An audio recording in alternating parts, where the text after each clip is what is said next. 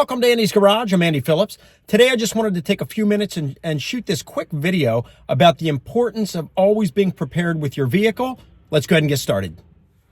Now, what I'm talking about is always having things readily available as far as whether it be fluids, parts, things like that. Obviously not going crazy and having like starters and alternators and all that stuff in your trunk, but just common things. But let's head back here and I'll show you what I'm talking about. Opening my trunk here, you can see some of the things that I keep. I have this toolbox, always good to have some spare tools in case you need to do work. Have my jumper cables, also have extra fluids, transmission fluid, coolant, oil in case you need to top anything off. Coming over here, you can see I also have some extra headlight bulbs. Those are always good to have on hand as well. Also a breaker bar. Highly recommend keeping a breaker bar on hand. A lot of times if you've had your tire done at a shop, they can torque them too tight. You'll need that breaker bar to break them loose. Also jack stands are helpful as well. It's also not a bad idea to have a pack of these automotive mini blade fuses on hand.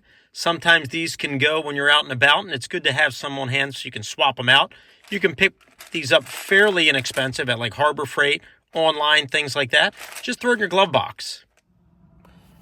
Now, it comes in handy having those in your vehicle. I've had times where I've been driving a vehicle, it starts to overheat. You can just pull over, add fluids to it so you can get it to a spot where you can do the work on it or get it fixed. Another time I had an alternator fail while I was driving, was able to pull over. Fortunately enough, a friend of mine was able to pick me up. We were able to go to the parts store, get the alternator. I swapped it out right there in the parking lot because I keep tools in the car.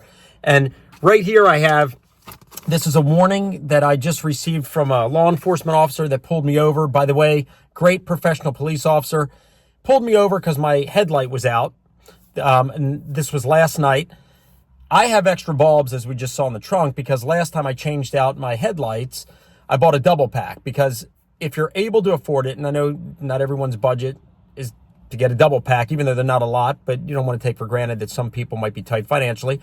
So if you can only buy one, you can only buy one. But I recommend buying a double pack because if one of your bulbs is going to go, chances are the other one's going to go soon. So I have the spare one, and I keep them anyway, whether it's in the trunk or in the glove box. I'll have just some spare bulbs just in case, like in the case here, I got pulled over. It was only a warning, not a ticket or repair order or anything like that. But I'm just going to swap right now. We're going to change that out and get that resolved because I live way out in the country, so I'm going down single lane roads with deer and all that stuff. So I don't want to be driving with only one headlight. But having these extra fluids, bulbs, jumper cables, as we saw, different things like that, it comes in handy because you never know when you're going to need it. You don't want to be caught off guard. But let's head outside, and I'm going to show you what we're looking at with the headlight. We'll swap it out and then make sure we're good to go. Looking here, you can see that my driver headlight is fine. Passenger's clearly out. So we need to get that corrected. For safety's sake, you don't want to be driving with only one headlight. So we'll remove this thing here, pop the old one out. And as we saw, I keep a spare in the trunk, so we'll pop the new one in, get that all reattached. That way we are driving safe and everything is back in business.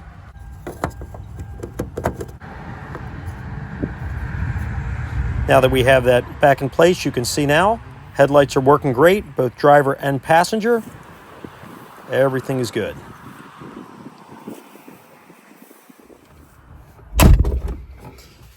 Bulb is changed out. As we saw, the headlight's working, so now we're safe on the road again tonight.